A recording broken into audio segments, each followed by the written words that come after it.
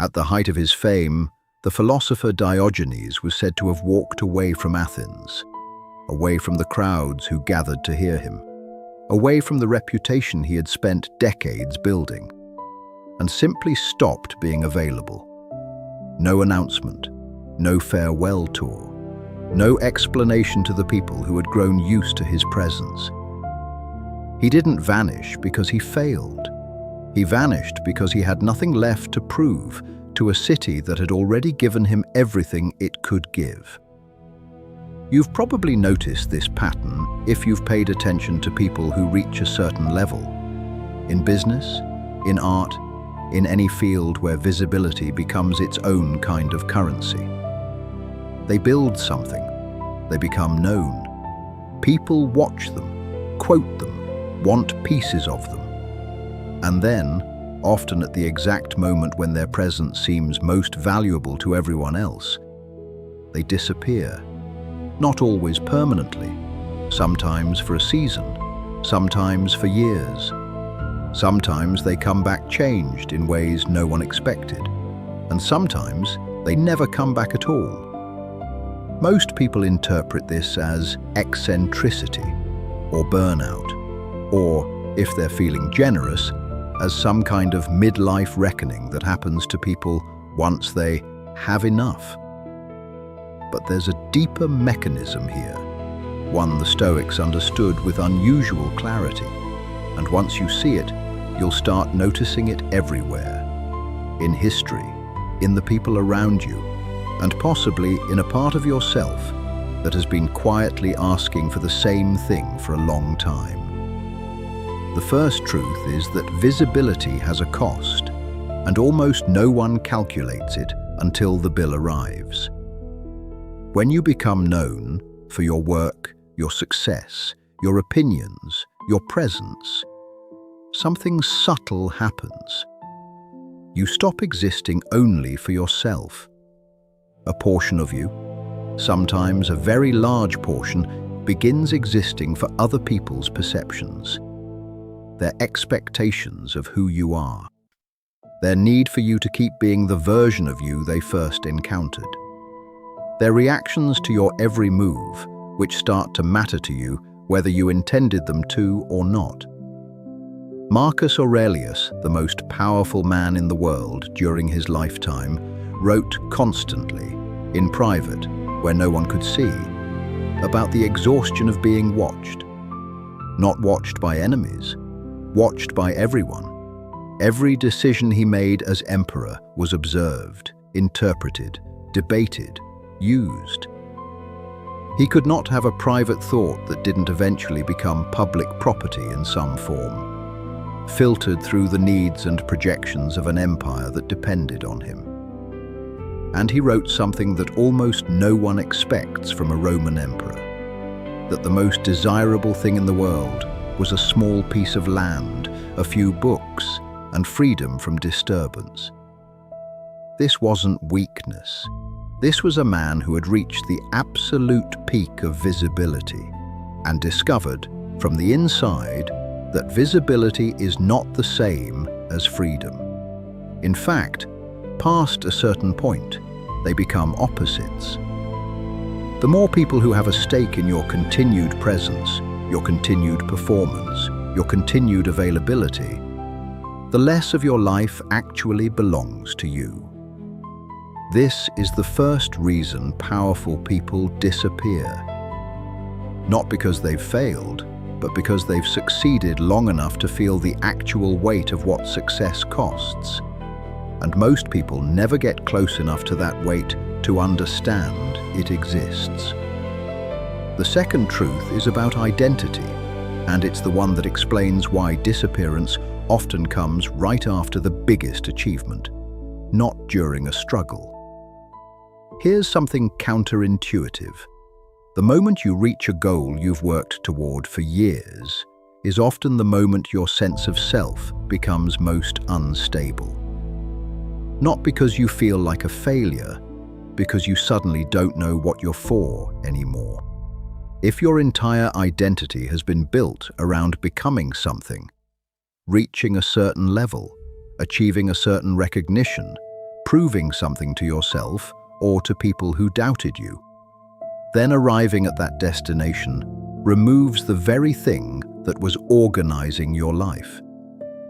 The goal that gave every day its shape and urgency is gone, and what's left is a person who has to answer a question they've been avoiding for years.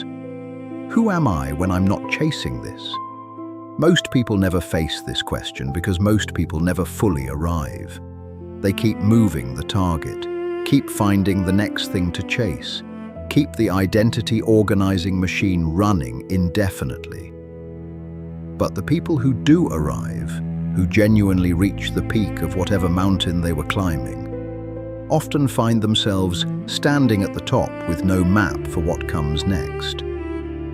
This is where disappearance becomes necessary, not as an escape from failure, but as a search for an answer that can't be found while still performing the old identity for an audience that expects it to continue.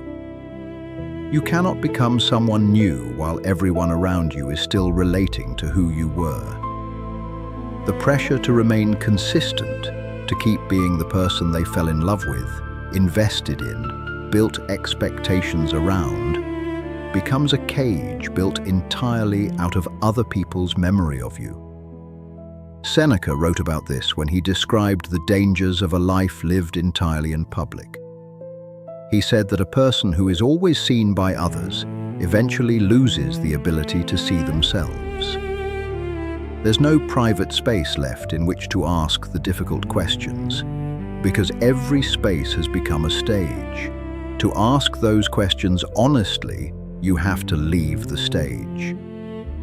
Not forever, necessarily, but long enough that the performance stops, and what's underneath it has room to surface. The third truth is the one that applies most directly to you, whether or not you've ever been powerful in any conventional sense. And it has to do with attention as a finite resource. Every person you interact with, every notification you respond to, every situation where someone has expectations of your time or energy, these are withdrawals from a single account. And that account, unlike money, cannot be replenished by simply working harder. It can only be replenished by stopping. The Stoics had a specific practice for this, and it's one of the most misunderstood ideas in their entire philosophy. They called it withdrawing to the citadel, the idea that within yourself there exists a space that no external circumstance can touch, but that this space has to be actively maintained. It doesn't exist automatically just because you're a thinking being. It exists because you protect it, because you retreat to it regularly, because you treat it as something that requires maintenance the same way your body does. Most people never build this space at all. They live entirely in the external, in their responsibilities, their relationships, their reputation, their performance for others. And they assume that if they ever stopped, if they ever became unavailable, something terrible would happen. The business would collapse, the relationships would end, the reputation would crumble.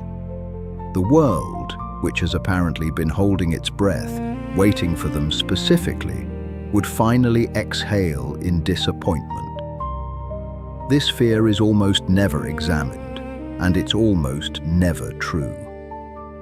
What actually happens in most cases when a person who has been highly available suddenly becomes unavailable is something much smaller and much stranger. People adjust. The world, which felt so dependent on your constant presence, turns out to be remarkably capable of continuing without it. And in the silence that follows, in the space where your attention used to be constantly spent, something that had been buried under years of availability finally has room to breathe. This is why the disappearance of powerful people often looks, from the outside, like loss, like someone giving something up. But from the inside, for the person doing it, it frequently feels like the opposite. It feels like finally being allowed to stop holding a position they'd been holding for so long, they'd forgotten it was a position at all. They'd started to think it was simply who they were. Here's what this means for you, regardless of how powerful you consider yourself to be. If there is a part of your life where you have become highly available to people, to expectations, to a version of yourself that other people have come to depend on, there is likely a corresponding part of you that has gone quiet. Not destroyed, just quiet. Waiting for the kind of space that constant availability doesn't allow. You don't need to disappear from your entire life to access this. The Stoics weren't advocating for abandoning responsibilities or relationships. Marcus Aurelius didn't actually leave Rome, and Seneca, for most of his life, didn't leave public service either. What they were describing was something more precise, the deliberate, regular practice of becoming unavailable on a smaller scale, consistently, as a form of maintenance rather than escape.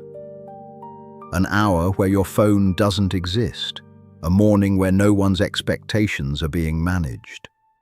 A walk where you're not performing competence, warmth, leadership, or any of the roles that have become so automatic you no longer notice you're playing them.